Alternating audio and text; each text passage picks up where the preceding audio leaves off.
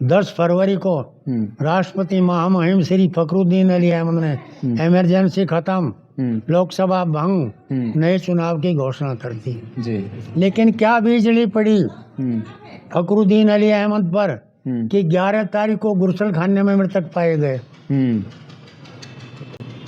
खैर जैसा भी हुआ, चुनाव अपने निर्धारित समय पे हुए। हमारे यहाँ 20 मार्च का आखिरी चरण का चुनाव था। चौधरी साहब बड़ौद कार्यालय पे बैठे हुए थे। अचानक पेट में दर्द हो जाता है। चौधरी साहब ने कहा, जो साथी बैठे थे, भाई उन्होंने बात हुई, मुझे दिल्ली ले चलो। थोड़ी बहुत इंतजार करी, रुके, लेकिन फिर दिल्ली ले गए विलिंगडन हॉस्पिटल में। वहाँ उनके दामाद Jaipal Singh head of the department थे, वहाँ उनको भर्ती करा दिया गया जी। और उनको मिलने की अनुमति उनकी पत्नी ज्ञात्री देवी को भी नहीं थी, केवल राजनारायण को थी जी।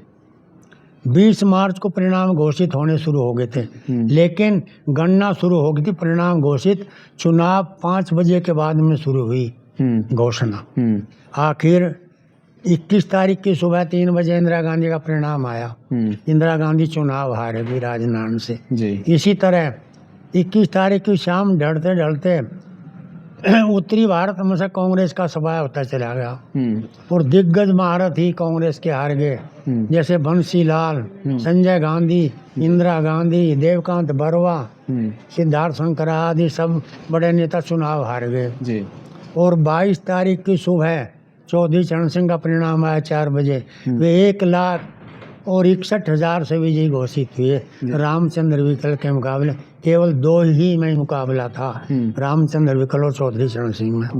23 तारीख को राजघाट जनता पार्टी बहुमत में आ गई। CFD जिसके नेता जगजीवन और हेमवती नंदन बहुगुणा थे, उनका भी उसमें विलय हो गया जी। इस तरह बहुमत में आ गई। उत्तरी भारत के 10 राज्यों से कांग्रेस का सफाया हो गया। कौन कौन से राज्य थे? 9 बजे के समाचारों में समाचार रहा कि अब अभी समाचार मिला है कि 9 राज्यों की विधानसभा भंग के आदेश, सुप्रीम कोर्ट के आदेश पर राष्ट्रपति कार्यवाहक राष्ट्रपति BD जत्ती ने हस्ताक्षर कर दिए। 9 राज्यों की विधानसभा भंग होगी। जून में चुनाव आए और लोग वहाँ जनता पार्टी सत्ता में आई 9 राज्यों में, सभी राज्यों में 9 के 9 राज्यों। जैसे ज्योति बसु मुख्यमंत्री बने पश्चिम बंगाल में, बिहार में कर्पूरी ठाकुर, उड़ीसा में बीजू पटनायक, मध्य प्रदेश में वीरेंद्र कुमार सकलेचा, उत्तर प्रदेश में राम नरेश यादव, राजस्थान में भैरव सिंह शेखावत, पंजाब में प्रकाश सिंह बादल और हिमाचल में प्रेम कुमार धूमल जी। ये चौधरी साहब का जमाना था। और हरियाणा में चौधरी देवीलाल इस तरह मुख्यमंत्री। ठीक है। और चौधरी चरण सिंह फिर प्रधानमंत्री की कुर्सी तक कैसे पहुंचे? वो फिर ऐसा हुआ, राष्ट्रपति ने गैर घोषणा कर दी, लोकसभा भंग, नए चुनाव, काम चलाओ सरकार के प्रधानमंत्री चौधरी सिंह बने रहेंगे, चरण सिंह बने रहेंगे। और ये कहा जब प्रधानमंत्री बने चौधरी चरण सिंह ने, संजय आज मैं कुछ ऋण मुक्त हुआ हूँ चौधरी से, इसका क्या कारण था? क्यों कहा उन्होंने ये बात? क्योंकि चौधरी साहब ने उनको निर्विरोध पहले लोकसभा अध्यक्ष बनाया और फिर राष्ट्रपति बनाया निर्विरोध। ये एहसान था नीलम संजय रेड्डी के ऊपर, उन्होंने अपना एहसान उतार दिया, उसको प्रधानमंत्री बना कर ये था जी। लेकिन 20 दिन के अंदर उन्होंने वाणिज्य मंत्रियों कहा और विदेश मंत्री, जाइए इराक ईरान जाइए, मुझे 15 दिन के अंदर चीनी के गोदाम खाली चाहिए। अच्छा। तो हिंदुस्तान की चीनी सब इराक ईरान। अरे यहाँ 200 रुपए क्विंटल चीनी है, अगर हमारी 1000 रुपए क्विंटल भी जाएगी जब भी फायदा है, बिल्कुल निकालो, गोदाम खाली करवा दिया। और ये कह दिया किसानों को 3 साल तक जी तोड़ मेहनत करो, मंदा नहीं आ सकता। अगर हम प्रधानमंत्री बनेंगे तो फिर आगे भी नहीं आएगा जी। लेकिन अब आज की बात, उनकी केवल 42 सांसद आए 79-80 के चुनाव में, और वे 14 जनवरी 1980 तक प्रधानमंत्री है। 14 जनवरी को इंदिरा गांधी प्रधानमंत्री हो गई, जिसकी पार्टी बहुमत में। भाजपा के 2 ही MP आए थे, केवल 2। यह भाजपा भी जब ही बनी थी। दोस्तों नमस्कार, अभी मैं उत्तर प्रदेश में हूँ और मेरे साथ हैं बाबूजी चौधरी काशीराम दलाल जी। उम्र इनकी 81 साल है और अभी तक फ़ोन पर हमारी बातचीत होती थी। मेरे ताऊ जी भी हैं, मेरे दोस्त भी हैं फ़ोन के, मतलब खूब हमारी घंटों घंटों फ़ोन पे बातचीत हो जाती थी। तो मैं आज आखिरकार इनसे मिलने के लिए आया हूँ और बहुत सारे किस्से हैं इनके पास, राजनीति का। चौधरी चरण सिंह और चौधरी सुल्तान सिंह और चौधरी सत्यपाल मलिक, उत्तर प्रदेश की खासकर पश्चिम यूपी की राजनीति, और इंदिरा गांधी, पंडित जवाहरलाल नेहरू, सबके किस्से हैं। तो मज़ा आएगा आपको बातचीत सुन के। आप आखिर तक बने रहना, अपने कमेंट्स जरूर करना। जी नमस्ते सर। नमस्ते जी। जी बिल्कुल, हम गढ़ में हैं। चौधरी चरण सिंह का गढ़ था ये इलाका। हाँ बिल्कुल, उसकी कर्म भूमि थी। उसकी कर्म भूमि थी। किस तरह के नेता थे चौधरी चरण सिंह, उनके बारे में बताओ। चौधरी चरण सिंह एक साफ छवि वाले, बिल्कुल ईमानदार, मरते समय तक भी न तो कोई बैंक खाते में कुछ मिला, न कोई निजी मकान था उसका। अच्छा, ऐसे नेता थे वो, जो उन्होंने किसानों की सुनी, दुख दर्द की सुनी लोगों के, और उनकी समस्या का समाधान किया। जी। अच्छा, उनके खाते में कुछ नहीं था आखिर? कुछ नहीं पाया आखिर समय। अच्छा जी। जैसा कि मैंने किताब में पढ़ा है। ओके। देखने तो कोई मैं गया ही नहीं, बिल्कुल, लेकिन जैसा मैं सुना है और मैं पढ़ा है उसकी पुस्तक में जी, उनके न तो कोई बैंक खाता था जी, और न कोई निजी मकान था। ठीक है, अभी हम बागपत जिले में हैं। हाँ, बागपत जिले में। और ये पूरा इलाका जो अब भी चौधरी चरण सिंह को फॉलो करता है? हाँ, करता है। उनका पोता जैन चौधरी, हाँ, उनके साथ है इलाका ये। हाँ, चुनाव में, लोकसभा चुनाव, विधानसभा चुनाव। लेकिन अब ऐसा हो गया है क्योंकि चौधरी चरण सिंह को हर कोई दल मानता है। अच्छा। हर कोई अपनी तरफ उसके अनुयायी को लाने की कोशिश करता है, चाहे वो सपा हो, चाहे वो भाजपा हो, चाहे वो कांग्रेस हो, और लोकदल तो है ही। बिल्कुल। क्या वजूद लोकदल का, चौधरी चरण सिंह की पार्टी का भी? आज इतना वजूद नहीं है जितना उनके जमाने में था। ठीक है। उन्होंने उत्तरी भारत में जनता पार्टी बनाई इमरजेंसी के बाद। 1971 का जो चुनाव हुआ था उसमें चौधरी चरण सिंह मुजफ्फरनगर से लड़े। जी। उसके सामने कम्युनिस्ट के थे विजयपाल सिंह रांगड़, जो रांगड़ों की बिराड़ से थे, जो नीरपड़े से आगे पड़ती है। यहाँ से रघुवीर शास्त्री थे क्रांति दल से, और राजनारायण की संयुक्त सोशलिस्ट पार्टी थी, जो रायबरेली से इंदिरा गांधी के सामने थे। जी। परिणाम ये हुआ कि सभी चुनाव हार गए। राजनारायण जी चौधरी साहब के पास में आए चुनाव हारने के उपरांत कि चौधरी साहब ये बताएं। चौधरी साहब ने कहा, तुम एक काम करो, तुम्हारे पास में अब कुछ नहीं बचा है, हार चुके हो, तुम एक पिटीशन दायर कर दो इंदिरा गांधी के खिलाफ। इंदिरा गांधी के खिलाफ एक पिटीशन कर दो। तो राजनारायण ने पिटीशन कर दिया। इलाहाबाद हाई कोर्ट में केस चला। जजमेंट आया 12 जून 1975 को। जस्टिस जगमोहन लाल सिन्हा, इलाहाबाद हाई कोर्ट जी, उन्होंने जजमेंट दिया कि इंदिरा गांधी का चुनाव अवैध घोषित किया जाता है जी, और 6 साल के लिए वो कोई चुनाव नहीं लड़ सकती। देश में हंगामी हालात हो गए। चारों तरफ से कहने लगे कि इंदिरा गांधी त्याग पत्र दो, इंदिरा गांधी त्याग पत्र दो जी। चंद्रशेखर ने इंदिरा गांधी को सलाह दी, उसके पास में 40 MP थे, कि तुम त्याग पत्र दे दो और नया नेता चुन लो और अपना केस सुप्रीम कोर्ट में दायर कर दो जी। जब केस से बहाल हो जाओगी तो फिर तुम्हें नेता चुनना जाएगा, फिर प्रधानमंत्री की शपथ दिला दी जाएगी। लेकिन सिद्धार्थ शंकर राय, मणिशंकर अय्यर, बंसी लाल, देवकांत बरुआ, संजय गांधी आदि नेता पद गंवाने के लिए तैयार नहीं थे। आखिर में ये मीटिंग 12 बजे से चल के रात के 12 बज गए। एक प्रस्ताव पास किया कि देश में इमरजेंसी लगा दी जाए। रात को फखरुद्दीन अली अहमद महामहिम राष्ट्रपति को जगाया गया और उस पर साइन करवा दिए, उस प्रस्ताव पर। जी। देश में इमरजेंसी लागू हो गई, आपातकाल कहते हैं जिसको। नेताओं की धरपकड़ शुरू हो गई। चौधरी चरण सिंह हो, चाहे राजनारायण हो, चाहे बंसीलाल हो, चाहे या आपका अटल बिहारी वाजपेयी हो, लाल कृष्ण आडवाणी हो, सिकंदर भक्त हो, चंद्रभानु गुप्ता हो, बीजू पटनायक हो, कर्पूरी ठाकुर हो, इत्यादि आदि नेता सब पकड़ पकड़ कर जेल में बंद कर दी। जी। 3 नेता भूमिगत हो गए थे। वे नेता कौन थे? मोहन धारिया, मधुली मेहर, जॉर्ज फर्नांडीज। वो कई महीने बाद हाथों आए। जॉर्ज फर्नांडीज पे बड़ौदा डायनामाइट केस लगा जी। उसको जेल में बंद कर दिया था, बिहार की एक जेल में। जी। आखिर ये सिलसिला लगभग दिसंबर 1976 तक चला। दिसंबर 1976 को चौधरी साहब रिहा हुए जी। रिहा होने के बाद में उन्होंने 5-7 छोटी पार्टी मिलाई, जैसे मुस्लिम लीग, संयुक्त सोशलिस्ट पार्टी, फॉरवर्ड ब्लैक और इत्यादि, अपना लोकदल मिला के, और उन्होंने एक क्रांति दल मिला के लोकदल का निर्माण किया। जब लोकदल पार्टी बन गई तो ये 5 जनवरी 1977 को छपरौली आए। वहाँ आर्य समाज मंदिर का उद्घाटन करना था उनको। उद्घाटन किया, एक सभा हुई, सभा में हम भी गए हुए थे। वहाँ सबसे पहले जब हम गए उस समय पीलू मोदी जी खड़े हुए जी, जो दक्षिण भारत से थे, वो भी उनकी पार्टी में आ चुके थे।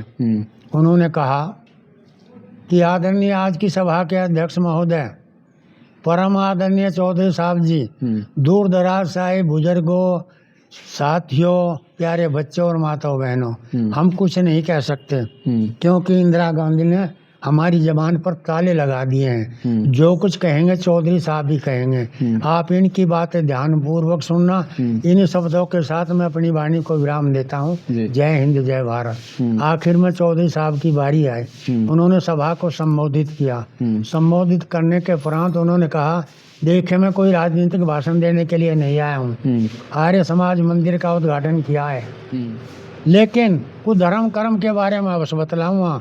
अगर मैं सरकार की खिलाफत करूँगा तो इंस्पेक्टर साहब पाछे बैठे हैं, फिर मुझे जेल भेज देंगे। लिहाजा मैं धर्म कर्म के बारे में कहूँगा, तुम ये बातें ध्यान पूर्वक सुनना। तो चौधरी साहब ने कहा, क्या तुम भगवान को मानते हो? लोगों ने कहा, हाँ जी मानते हैं। मानते हो? 3 दफा कहा। हाथ उठाओ। हाथ उठा दिए गए। मैं भी मानता हूँ जी कि कोई न कोई एक दैविक शक्ति है जो दुनिया के तामझाम को चला रही है। क्योंकि हमारे बीच में से एक से एक ऋषि महर्षि चले गए, कोई किसी को नहीं बचा सका। बड़े बड़े राजा चले गए, महाराजा चले गए, कोई किसी को नहीं। एक से एक वैज्ञानिक चले गए, एक से एक डॉक्टर चले गए, एक से एक तानाशाह चले गए, कोई किसी को नहीं बचा सका। लिहाजा जिसका जन्म है उसकी मृत्यु निश्चित है। जन्म निश्चित नहीं है, मृत्यु निश्चित है, क्योंकि माँ के गर्भ में भी गड़बड़ हो जाती है। बिल्कुल, इसलिए मृत्यु निश्चित है। तो मैं ये कहना चाह रहा हूँ, अगर कुदरत का इंतजाम है तो इंदिरा गांधी को हटना पड़ेगा, हटना पड़ेगा, हटना पड़ेगा। लेकिन तुम ये कहोगे कि भाई चरण सिंह के कोई न्यारी कहे आज ना हटेगी 2 साल बाद, 2 साल ना 10 साल बाद, एक दिन तो हटेगी, ऐसा नहीं। मैं तुम्हें समय सीमा दूंगा। अगर उस समय सीमा के अंदर ये काम हो गया तो मान लियो ठीक कहेगा चरण सिंह जी। आखिर उन्होंने कहा ये काम 3 महीने के अंदर हो जाएगा और बगैर किसी खून खराबे के हो जाएगा, लेकिन तुम अपने आप को संभाल कर रखना जी। चौधरी साहब चले गए। 10 फरवरी को राष्ट्रपति महामहिम श्री फखरुद्दीन अली अहमद ने इमरजेंसी खत्म, लोकसभा भंग, नए चुनाव की घोषणा कर दी जी। लेकिन क्या बिजली पड़ी फखरुद्दीन अली अहमद पर कि 11 तारीख को गुरसल खाने में मृतक पाए गए।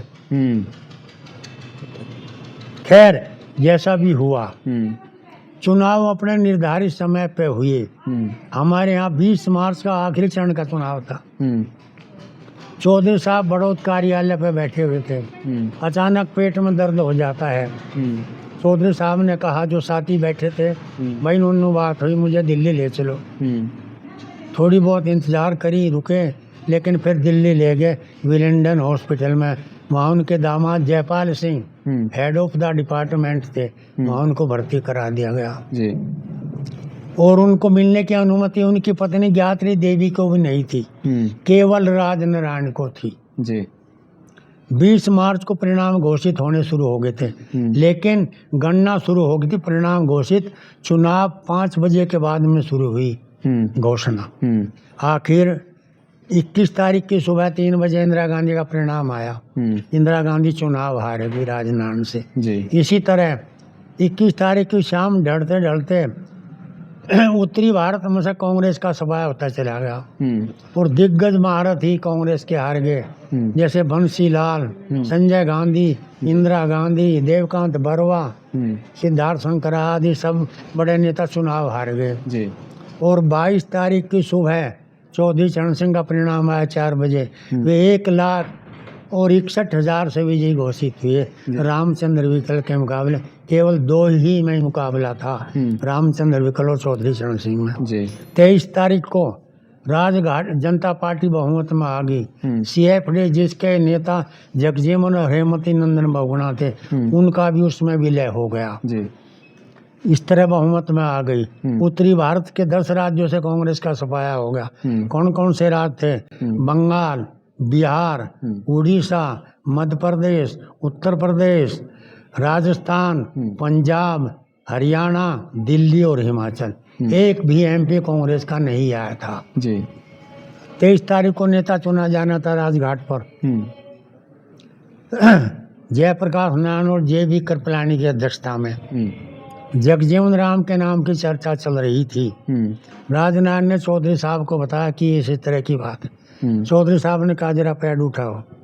एक पत्र लिख दिया जयप्रकाश नारायण JB कृपलानी को, अगर जगजीवन नेता चुना जाता है तो हमारे लोकदल का समर्थन नहीं होगा।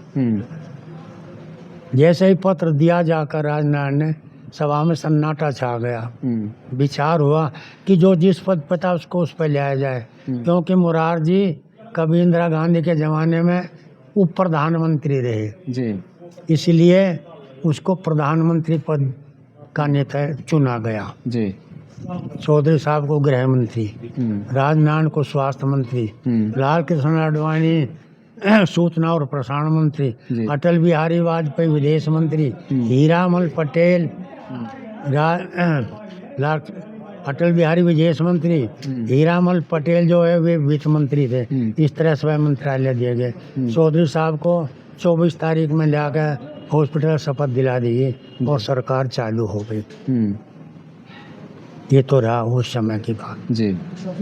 फिर 9 राज्यों की विधानसभा चौधरी साहब ने जून में सुप्रीम कोर्ट से भंग करवाई। एक उदाहरण दिया कि 9 राज्यों में कांग्रेस का एक भी MP नहीं आया है, इसलिए जनता का विश्वास खत्म है। ओके, क्यों ना ये 9 राज्यों की विधानसभा भंग कर दी जाए। सुप्रीम कोर्ट का आदेश हो गया कि 9 राज्यों की विधानसभा तत्काल प्रभाव से भंग कर दी जाए। तो शायद देश में इस तरह का पहला मामला रहा होगा। ये पहला और आखिरी, पहला और आखिरी मामला। अब तक तो नहीं हुआ, अब तक नहीं हुआ जी। लेकिन राष्ट्रपति ने कुछ आनाकानी करी। राष्ट्रपति कौन थे भला उस समय? कार्यवाहक राष्ट्रपति थे BD जत्ती, बासप्पा दानप्पा जत्ती। उन्होंने आनाकानी करी, लेकिन राजनारायण ने उसको जाके समझाया, ऐसा ना करो, इतनी गड़बड़ हो जाएगी, आप पद पर नहीं रह सकते। पावर में अब हम आ गए। आखिर उन्होंने साइन कर दिए। 9 बजे के समाचारों में समाचार रहा कि अब अभी समाचार मिला है कि 9 राज्यों की विधानसभा भंग के आदेश, सुप्रीम कोर्ट के आदेश पर राष्ट्रपति, कार्यवाहक राष्ट्रपति BD जत्ती ने हस्ताक्षर कर दिए। 9 राज्यों की विधानसभा भंग होगी।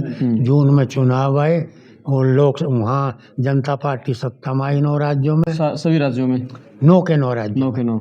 जैसे बिहार में आपके ज्योति बसु मुख्यमंत्री बने, पश्चिम बंगाल में। पश्चिम बंगाल में, बिहार में कर्पूरी ठाकुर, उड़ीसा में बीजू पटनायक, मध्य प्रदेश में वीरेंद्र कुमार सकलेचा, उत्तर प्रदेश में राम नरेश यादव, राजस्थान में भैरव सिंह शेखावत, पंजाब में प्रकाश सिंह बादल और हिमाचल में प्रेम कुमार धूमल। जी, ये चौधरी साहब का जमाना था। और हरियाणा में? हरियाणा में चौधरी देवीलाल। इस तरह मुख्यमंत्री हुए। ठीक है। और चौधरी चरण सिंह फिर प्रधानमंत्री की कुर्सी तक कैसे पहुंचे? वो फिर ऐसा हुआ कि सन 78 में जो जनसंघी थे उन्होंने जगजीवन राम ने मुरारजी को ये कह दिया कि चीनी का लदान न खुल जाए। अगर चीनी का लदान खुलता है तो गन्ने का तेज आता है, और गन्ने का तेज आता है तो हरियाणा के और उत्तर प्रदेश के किसान तुम्हें हटाकर चरण सिंह को प्रधानमंत्री बना देंगे, और खासकर जाट। बिल्कुल। फिर क्या था, चिन्ने का तप्पड़ मुंडा मार दिया गया, चिन्ने का लदान नहीं। जबकि इराक ईरान में 1200-1400 रुपए क्विंटल चीनी बिक रही थी, और वो चीनी मांग रहे, ये दे नहीं रहे थे। आखिरकार जून में कैबिनेट की एक मीटिंग हुई, चौधरी साहब ने प्रधानमंत्री को लताड़ दिया और यहाँ तक कहला दिया, देश का बेड़ा ही गर्क कर दिया। इस चिन्नी खा के मरेंगे। अगर ये चले तो किसानों को कुछ सहूलियत मिल जाती। उस समय 2 रुपए क्विंटल तक गन्ना आ गया था। लोग रखवाड़ करते थे कोई हमारे बाहर गन्ना न उड़ाड़ जाए, कभी भूखे उड़ाड़ और हमको उठाने पड़े। एक भाई लेके गया, वहाँ 6 रुपए क्विंटल है। हाँ भाई, 2 ट्रॉली भर के ले गया। हाँ जी, क्या भाव है आपके यहाँ? उनको जी 3 रुपए क्विंटल है। वो ट्रॉली वाले को 3 रुपए भाड़े पे ले गया था, 3 रुपए क्विंटल के। भैया रे, ट्रैक्टर ट्रॉलर तुम अपना हिसाब कर लेना, हमारा तो हो लिया, अपना खा लिया तो अपने घर को चला 2 क्विंटल गांजे देगा। तो ये इतना कुछ हो लिया था, चौधरी चरण सिंह ने कुछ एक्शन नहीं लिया? फिर इस पे एक्शन कहा तो था, लेकिन मंत्रिमंडल से त्याग पत्र दे दिया उन्होंने, चरण सिंह ने। हाँ, सूरजकुंड पे जाल उठे। ये जून में दिया था 1978 में। और फिर 1979 में जयप्रकाश नारायण, JB कृपलानी और नेता गए, चौधरी साहब की खुशामद करी और अच्छी तरह समझा बुझा के हाथ पैर जोड़े। जब फिर दोबारा मंत्रिमंडल में गया, उसको गृह मंत्रालय की जगह वित्त मंत्रालय दिया गया, और उसी पार्टी के हीरामल पटेल जो वित्त मंत्री था उनको गृह मंत्री बनाया गया। तो चौधरी साहब जैसे किसानों के नेता थे, तो इसीलिए तो ये गन्ने का भाव इतना कम किया ताकि वो कमजोर हो जाए। हाँ, ये निश्चित है, यही वजह थी, और कोई दूसरी वजह नहीं थी कि इनकी शक्ति कम हो जाए जी। खैर, जब वो प्रधानमंत्री बन गए और वित्त मंत्री, तो बड़ौत आए थे, इस पुल का उद्घाटन करने आए थे। ये पहले गुफा वाले मंदिर से सीधा गड़ोंचा लगाया गया, वहाँ उद्घाटन हुआ था। लेकिन ये कुछ फिर नीचे बनवाया इंदिरा गांधी ने। फिर सभा करी एक बड़ौत। जैसे सभा कर रहे थे, जो लौंड लोहार थी, उन्होंने एक पन्ने में 2-4 गुड़ की 4 लपेट कर उनको, जी हम कुछ भेंट करना चाहते हैं। चौधरी साहब ने कहा करो भाई, क्या भेंट करना चाहते हैं? उन्होंने गुड़ भेंट कर दिया। यात्री देवी भी मंच पर थी, वो भड़की। चौधरी साहब कहने शांत रहो, अगर तुझे परेशानी है तो तुम दिल्ली चले जाओ, गाड़ी खड़ी है नीचे, गाड़ी में बैठ कर जाओ। अगर ये गोली भी मारते हैं तो मुझे वो भी मंजूर होगी। उन्होंने कहा सुनो रे, पुलिस वाले बगल हट जाओ, एक तरफ आ जाओ। अगर गोली लगती है, किसी के खिलाफ कोई मुकदमा नहीं होना है। हाँ, ये टोपी वाले जो पगड़ी वाले बैठे, इनकी एक जिम्मेदारी होगी, ये मेरा दाह संस्कार छपरौली करें या दिल्ली करें, वो जिम्मेदारी होगी, लेकिन मुकदमा किसी पर नहीं होना है। लेकिन मुझे बता दो आखिर कारण क्या है, चाहते क्या हो? उन्होंने कहा कि हम चाहते हैं कि सरकार तोड़ दो। चौधरी साहब ने कहा सरकार ऐसे नहीं टूटती, पहले पार्टी तोड़ी जाती है, फिर सरकार टूटेगी, और फिर ऐसी सरकार बनेगी भी नहीं, न ऐसी पार्टी बने जी। बड़ी मुश्किल से बनी, ऐसा ना करवाओ, मेरे हाथ से मेरा लगा पौधा ना उखड़वाओ। तो कहले हम नहीं जानते, अरे मान जाओ, समझ लो, बात को सोचो, बहुत कुछ समझा, लेकिन जिद पड़े रहे। अगर सरकार तोड़ते हो तो हमें शिकल दिखा देना, वरना नहीं। इतनी बड़ी बात तो कहा, ठीक है, मैं मानता हूँ, मुझे समय चाहिए, केवल 6 महीने। अगर 6 महीने के अंदर सरकार टूट गई तो चौधरी चरण सिंह तुम्हें शिकल दिखा दे, वरना तुम ढूंढते रह जाओगे, तुम्हें दिखाई नहीं देगा। ठीक है जी, ठीक है, ठीक है। ये आम लोगों से बातचीत थी? ये आम लोगों से बातचीत थी, जिन्होंने गुड़ भेंट किया था, ये बात उनसे थी। उसके हल्के के लोग थे, उनके हल्के के? उनके हल्के लोग थे, बड़ो सभा हो रही थी, खासकर उसमें जाट ही थे। खैर, गाड़ी चलती रही, जुलाई आ गई। जुलाई में लोकसभा का अधिवेशन बैठा, संसद का। लोकसभा राज्यसभा दोनों बैठती हैं। चौधरी साहब ने उस समय कांग्रेस में विभाजन हो चुका था। एक का नेता स्टीफन, इंदिरा कांग्रेस का, दूसरे का नेता जो है भाई बी चौहान, जो विपक्ष का नेता भी था संसद में। उनसे कहा तुम अविश्वास का प्रस्ताव लाओ सरकार के खिलाफ। खैर, उन्होंने अविश्वास का प्रस्ताव पेश कर दिया अपने 50 सांसद करके। हफ्ता सरकार अविश्वास पर चर्चा होनी शुरू हो गई। मुरार जी ने देखा चौधरी साहब ने पार्टी तोड़ दी, राजनारायण बाहर निकाल दिया, 15 MP लेकर निकल। उनको 15 MP ने 15 लोकसभा से जो है जनता पार्टी छोड़ दी है और अपनी नई पार्टी बना दी। पार्टी क्या बनाई? धर्मनिरपेक्ष जनता पार्टी। चुनाव आयोग से चुनाव चिन्ह लिया, 2 बैलों की जोड़ी से हल जोतता किसान। फिर 10 कदी, 5 कदी, 15 कदी, आखिर में चौधरी साहब 15 लेकर आ गए। 75 MP टूट गए। मुरारजी को भारी बन गई बात, सरकार अलग में चली गई है। उन्हें त्याग पत्र दे दिया। राष्ट्रपति, उस समय राष्ट्रपति भी नीलम संजीवा रेड्डी चौधरी साहब के बनाए हुए थे, निर्विरोध। वो बड़ा एहसान मानते थे। उन्होंने फौरन ही बावी चौहान को निमंत्रण दिया, सरकार बनाई है। 3 दिन के उपरांत बावी चौहान कहते हैं, राष्ट्रपति महोदय, मैं सरकार बनाने में असमर्थ हूँ।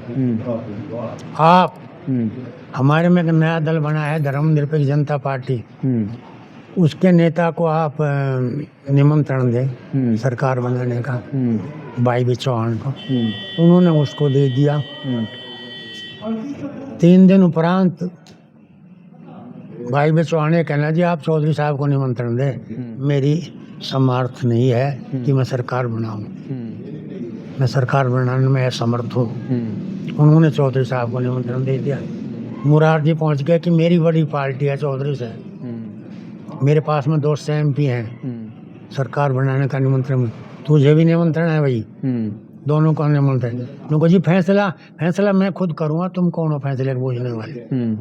उन्होंने आदेश कर दिया कि हर कोई दल आप अपने समर्थकों की सूची पेश करो, कौन किसके हक में करता है। तो इंदिरा गांधी ने सोचा, जहाँ तक मैं बता रहा हूँ और सुना भी है, अगर समर्थन मुरारजी को ना दिया ने चरण सिंह को दिया तो मुरारजी देसाई सरकार बना लेगा, क्योंकि ज्यादा MP हैं, और फिर खरीद फरोख्त करके सरकार चला लेगा। क्यों ना समर्थन चौधरी साहब को दिया जाए, जब चाहेगी जब तोड़ लिए सरकार। उन्होंने चौधरी चरण सिंह को अपना समर्थन पेश कर दिया। समर्थन का पत्र राष्ट्रपति को भिजवा दिया। सूची पेश हुई। सूची पेश होने में मुरारजी की तरफ से ब्रजलाल वर्मा, चौधरी चरण सिंह की तरफ से राजनारायण। जांच हुई, सूची में नाम ज्यादा चौधरी चरण सिंह के समर्थक में पाए। 28 जुलाई को चौधरी साहब ने मनोनीत कर दिया, राष्ट्रपति ने चौधरी साहब को मनोनीत कर दिया। नीलम संजीवा रेड्डी ने, भाई चौधरी साहब आपको कल शपथ दिलाई जाएगी। 29 जुलाई 1979 को चौधरी साहब को प्रधानमंत्री की शपथ दिला दी और मंत्रिमंडल का गठन हो गया जी। और चौधरी चरण सिंह प्रधानमंत्री। और पहले ऐसे प्रधानमंत्री जो सेशन का सामना नहीं कर पाए, क्योंकि अधिवेशन बैठा ही नहीं, क्योंकि 20 दिन का समय दिया था अपना बहुमत दिखाने के लिए। 20वें दिन इंदिरा गांधी ने समर्थन वापस ले लिया। नमस्कार। समर्थन वापस लेने के लिए मजबूरी आ गई, चौधरी साहब ने त्याग पत्र दे दिया। अच्छा, क्या राजनीति खेली इंदिरा गांधी ने 20वें दिन समर्थन वापस ले लिया? पहले उसको मालूम था अगर चुनाव होंगे तो बहुमत में तो अवश्य आ जाएगी, फिर तेरी पार्टी बहुमत में आ जाएगी, उसे विश्वास था जी।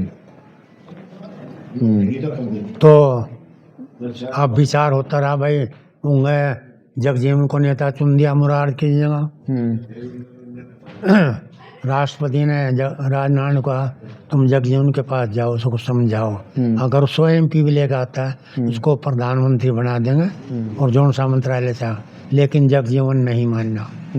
3 दफे राजनारायण जी गए, आखिर तीसरे दफे राजनारायण ने ये कह दिया, सुन रहे तेरी इस कोठी से निकलती हुई हम सबकी मुंडा देंगे खड़िया सी, न कोई रहेगा न कोई रहेगा। मानता हो तो बात मानने में चल रहा हूँ, वो नहीं मानना। उन्होंने चौधरी साहब और राष्ट्रपति के पास में पहुंच गए राजनारायण जी। उन्होंने कहा भाई इस तरह बात है, कहना तो कर दो। हाँ जी। राष्ट्रपति ने गैर घोषणा कर दी, लोकसभा भंग, नए चुनाव, काम चलाओ सरकार के प्रधानमंत्री चौधरी संघ बने रहेंगे, चरण सिंह बने रहेंगे। और ये कहा जब प्रधानमंत्री बने चौधरी चरण सिंह, नेहरू संजय, आज मैं कुछ ऋण मुक्त हुआ हूँ चौधरी से। इसका क्या कारण था? क्यों कहा उन्होंने ये बात? क्योंकि चौधरी साहब ने उनको निर्विरोध पहले लोकसभा अध्यक्ष बनाया और फिर राष्ट्रपति बनाया निर्विरोध। ये एहसान था नीलम संजय रेड्डी के ऊपर, उन्होंने अपना एहसान उतार दिया, उसको प्रधानमंत्री बना कर। ये था जी। लेकिन 20 दिन के अंदर उन्होंने वाणिज्य मंत्रियों कहा और विदेश मंत्री, जाइए इराक ईरान जाइए, मुझे 15 दिन के अंदर चीनी के गोदाम खाली चाहिए। अच्छा। तो हिंदुस्तान की चीनी सब इराक ईरान। अरे यहाँ 200 रुपए क्विंटल चीनी है, अगर हमारी 1000 रुपए क्विंटल भी जाएगी जब भी फायदा है। बिल्कुल, निकालो, गोदाम खाली करवा दिया। और ये कह दिया किसानों को 3 साल तक जी तोड़ मेहनत करो, मंदा नहीं आ सकता। अगर हम प्रधानमंत्री बनेंगे तो फिर आगे भी नहीं आएगा जी। लेकिन अब आज की बात, उनकी केवल 42 सांसद आए 79-80 के चुनाव में जी। और वे 14 जनवरी 1980 तक प्रधानमंत्री है। 14 जनवरी को इंदिरा गांधी प्रधानमंत्री हो गई, उसकी पार्टी बहुमत में। भाजपा के 2 ही MP आए थे, केवल 2। यह भाजपा भी जब भी बनी थी जनता पार्टी में से, इसके 2 MP आए। आज भाजपा का बोलबाला है। बिल्कुल, क्योंकि मैं जब लोकसभा चुनाव हुए अब की बार, मैं मेरठ का चुनाव देख रहा था। हर राउंड में सुनीता वर्मा आगे चल रही थी अरुण गोविल से, जो रामायण के राम के पात्र हैं रामायण में, उनसे हर राउंड में। लेकिन आखिरी राउंड में 10,000 से जीता घोषित कर दिया उसको। क्या हुआ? बिल्कुल, इससे बड़ी कोई बेईमानी होगी? और इस तरह कम से कम 15 सीटें भाजपा ने हड़पी हैं। 15 सीट, ये कुल मिलाकर उनकी 33 सीट आई हैं। 2 लोक दल की, 1 अपने दल की, 33 3 36, और आपकी 37 सपा की, और 7 कांग्रेस की, 44 उनकी, 36 इसकी। जो ये कह रहे थे कि 80 मत हमारी 75 सीटें आएंगी, अब की बार 400 पार, लेकिन 240 की निमट की भाजपा। ठीक है, चलो वापस सोई चरण सिंह के परिवार पे आते हैं। हाँ। सोई चरण सिंह की, उसके बाद सोई अजीत सिंह रहे, खूब अलग अलग पार्टियों में, कभी कांग्रेस के साथ कभी किसी के साथ हो जाते रहे। क्योंकि अब अजीत से इनके जयंत चौधरी भी पहले सपा के साथ थे, कांग्रेस के साथ गए, अब फिर वो बीजेपी के साथ आ गए। तो ऐसा हुआ, चौधरी साहब के बाद में वो लोक दल कई जगह बट गया। चौधरी देवीलाल ने अपना अलग बना लिया, चौधरी साहब अलग रह गए, उधर जो हैं मुलायम सिंह यादव नारे जुट गए। लेकिन उस समय ये सब एक ही इकट्ठे थे, इसलिए पलड़ा भारी था। जब टुकड़ों में बट गए तो फिर हड़का हो गया है काम, वो बात नहीं रही। जो बिरादरी जुड़ रही थी वो सब टूट गई। कुछ बिल्कुल। हरियाणा वाले देवीलाल के साथ चले गए, इन्निंगा यादव वगैरह, कुर्मी वगैरह जो कुछ थे, कुछ मुलायम सिंह के साथ चले गए, अजीत सिंह के साथ में क्या बचा। तो इस तरह से पार्टी डाउन गई। बिल्कुल ठीक है। अभी जैन चौधरी का क्या भविष्य देखते हो आप? कोई खास भविष्य नहीं है, क्योंकि जो बिरादरी थी उसकी वो भी एकजुट नहीं है। जी। कुछ भाजपा में चले गए, कुछ इधर उधर चले गए, थोड़े बहुत बचे। जी। वो है चौधरी चरण सिंह के नाम पर वोट मिल जाती हैं, 10-15 MLA वगैरह हो जाते हैं, 1-2 MP हो जाता है। लेकिन वह बात नहीं रही, जो बात थी वो बात अब नहीं रही जो पहले थी। जी ठीक है। चौधरी सिंह के ज़माने में जी भी कुछ थी, लेकिन अब और घट गई। और घट गई। चलो चौधरी चरण सिंह के किस्से में आज इतना ही, और अब और किसी किस्से के बारे में बात करेंगे। आप दर्शक अपने कमेंट्स को जरूर करना और वीडियो को शेयर करें, चैनल को सब्सक्राइब करें। मैं आपका दोस्त रामपाल, धन्यवाद। धन्यवाद सर, धन्यवाद। थैंक यू, नमस्ते।